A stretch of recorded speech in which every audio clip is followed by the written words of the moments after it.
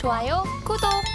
금요일 아침 8시 반 지나고 있습니다. 매일 아침 8시 반 저희 서울경제TV에서 센티멘털 대 펀더멘털 매일같이 두 종목 말씀드리고 있습니다. 오늘도 시작을 해보겠습니다. 오늘은 센티멘탈로 LIG 넥스원 금방 말씀하시고 가셨죠. 또 공교롭게도 겹쳤습니다. 펀더멘탈로 진에어 이렇게 두 종목 되겠습니다. LIG 넥스원 바로 들어가겠습니다. 국방 관련해가지고 많이 얘기를 해주셔서 저는 이제 한결 좀 수월합니다. 최근에 이제 제가 계속 국방 관련 이쪽 얘기할 때 한화 에어로스페이스, 한화 시스템, 한화그룹이 대장주다 이렇게 얘기를 했었죠. 주가도 보시면 상당히 최근에 강했다 이렇게 이제 금방 아실 수가 있는데 LIG 넥스원은 그거에 비해서 연초 대비해서 뭐 오른 게 거의 없습니다. 근데 이제 이런 회사들의 LIG 넥스원 같은데 이제 특징이 뭐냐면 내수 비중이 훨씬 많아요.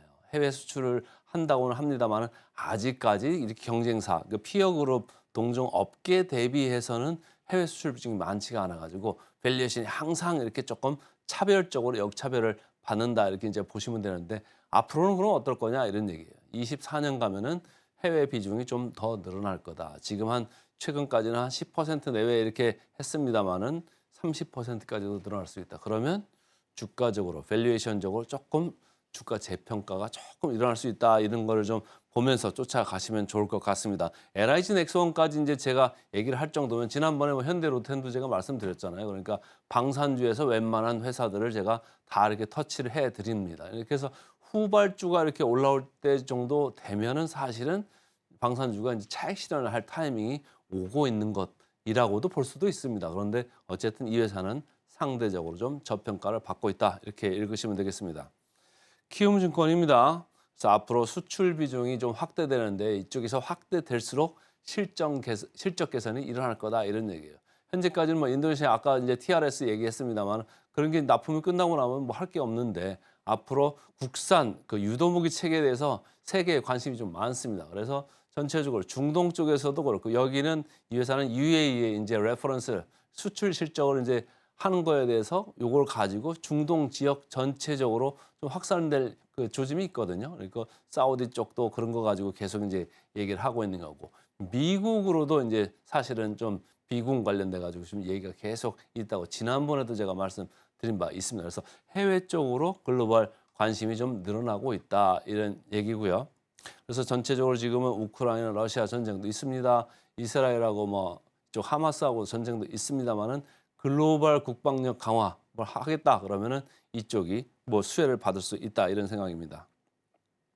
유진투자증권입니다. 이 회사는 정밀 타격 부분 특히 수혜 중이다 이런 얘기하는 게 LSAM이라고 하고요. LAMD라고 하는 이런 시스템 체계가 있는데 이거를 이 회사가 아주 특화해서 잘 하거든요. 그러니까 이런 거를 잘 하는 LIG 넥스원이 최근에 이제 개화를 이제 하려고 하고 있다 이렇게 보시면 되고 아까 말씀드렸습니다. UAE하고 사우디 이쪽에 계속 비즈니스 사업 가시화를 지금 얘기하고 있다. 이제 조만간 나올 것 같아요. 사우디하고 얘기하는 게 뭐 오늘날 하는 것 같은데 그러면 주가가 한번 튈 그 모멘텀이 생길 수 있습니다. 최근 차트 보겠습니다. 최근에 뭐 그렇게 빠지지는 않고 이게 군수 관련돼서 쭉 방산주가 올라가니까 여기도 이제 같이 올라가기는 합니다. 근데 아까 보여드린 한화 에어로스페이스나 한화 시스템 같이 이렇게 아주 가파르게 올라가는 건 아니지만 어쨌든 외국인들이 주도해가지고 최근에 이 주식을 모으고 있다 이렇게 읽으시면 되겠습니다. 자, 공매도 잔고 제가 매번 이렇게 체크를 해드리죠. 여기는 1.0%네요. 뭐 한 두 달 전부터는 쭉 이렇게 내려오고 있죠. 계속 시계열 이쪽이 이제 최근 일입니다만 급하게 많이 내려왔습니다. 외국인들이 여기서 이제 사고 있다는 이런 느낌인데 아직도 더 내려올 여지가 좀 있죠. 시장 평균이 0.4%니까 아직도 지금보다 더 내려갈 수가 있겠다 이렇게 읽으시면 되고요. 자, 밸류에이션 멀티플로 보면 이 회사는 항상 좀 아까 얘기한 대로 저평가돼서 거래가 되었습니다. 그러니까 그냥 눈으로 보기에는 지금 높아 보이죠? 역사적 밸류 밴드로 그 기준으로만 보면 좀 높아 보입니다. 그런데 아까 제가 말씀드릴 때 해외 사업 비중이 좀 많아진다라고 하면은 이게 주가 재평가로 좀 약간 이어질 수도 있겠다. 그럼 더 높이 고개를 쳐들 수도 있겠다. 이런 걸 가능성을 조금 염두를 하시는 게 좋은 게 자, 이거 보시죠. 포워드 PER인데 이 회사가 그럼 과연 비싼가요? 10.9배예요. 내년 이익 예상치를 기준으로 해가지고 12개월 그 PER을 보니까 10.9배입니다. 다른 데 보시죠. 한화 시스템 24배고요. 제가 계속 좋다고 말씀드렸던 한화 에어로스페이스 14.4배입니다. 물론 이쪽보다는 해외 수출 비중이 좀 작죠. 근데 어쨌든 그래도 10.9배는 뭐랄까 높지는 않다 이렇게 보시면 되겠습니다. 마지막으로 목표 주가 터치하겠습니다. LIG 넥스원 27% 남았다고 시장은 보고 있습니다. 그래서 오늘은 센티멘탈로 LIG 넥스원부터 말씀을 드렸습니다. 펀더멘탈로 가겠습니다. 오늘 펀더멘탈은 항공주입니다. 진에어 이렇게 제가 골라왔는데요. 여기 차트를 보시면 노란 박스로 제가 이렇게 표현을 해놨는데 이 파란, 이 녹색으로 된 걸 한번 보실까요? 이게 국제 유가입니다. 국제 유가가 이렇게 올라가는 상승기에는 대한항공 빨간 겁니다. 진에어 파란 겁니다. 반대로 가죠. 그러니까 항공유가 미치는 주가에 미치는 영향이 상당히 크다 이렇게 보시면 되고 이 노란 박스로 치신 데를 보면 이렇게 녹색으로 된 게 이제 WTI입니다. 쭉 이렇게 밀려 내려가죠. 대한항공이 반대로 올라갑니다.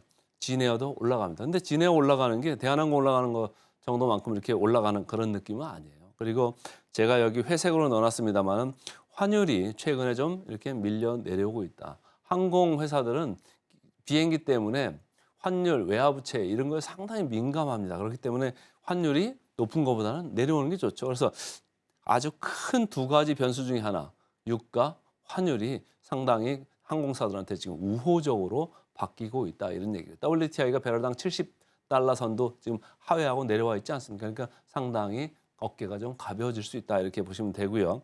최근에 미국의 델타 항공, 델타 뭐 타신 분도 있습니다만은 대한항공하고 코드 쉐어링하는 회사잖아요. 그래서 델타라고 딱 탔는데 보면은 다 대한항공 비행기고 그러잖아요, 그죠?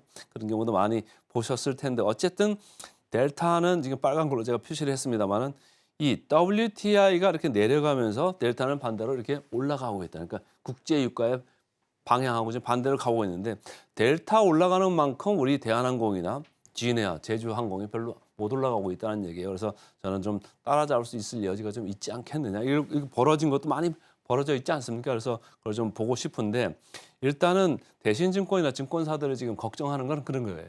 옛날 코로나 대비해가지고 지금 국제선 공급한 것도 한 90%가 좀 안 되고 공급량도 뭐 그 정도밖에 안 되는데 지금 비용 구조는 100%가 넘어갔어요. 그러니까 비용 구조가 너무 많이 올라와 있다는 얘기예요. 그러니까 유리비가 조금만 좀 부담을 덜어줘도 상당히 좋아질 수 있는 건데 아직까지는 조금 비용 구조가 좀 크다. 그래서 일대 상승이 좀 돼야지 주가 상승이 가능한 건데 목표 주가는 계속 내려왔습니다. 한국투자증권도 목표 주가를 내렸더라고요. 그래서 여기도 악재가 오해가 있다 이런 얘기인데 적자나 유동성 제가 숫자로 들어가서 어제 한번 봤습니다. 봤는데 3분기 실적 이렇게 숫자 보니까 걱정할 상황은 이제는 지나간 것 같아요. 그래서 크게 걱정 안 하셔도 되고 오히려 유가가 떨어지면은 실적 호전을 기대해도 좋겠다 이런 생각입니다. 자, 주가를 쭉 보시면 크게 올라간 거는 없죠. 그래서 기관 외국인 쌍끌이 매수가 어제 처음으로 딱 이렇게 포착이 됐고요. 자, 밸류 밴드로 봤을 때도 하단에 있습니다. 크게 부담 없습니다. 자, 포워드 PER로 봐서도 6.8배 그렇게 높지는 않고요. 목표 주가 마지막으로 터치하겠습니다. 29% 정도 나왔네요. 그래서 오늘은 센티멘털 LIG 넥스원, 펀더멘털 진에어 두 종목 말씀드렸습니다. 좋아요, 구독!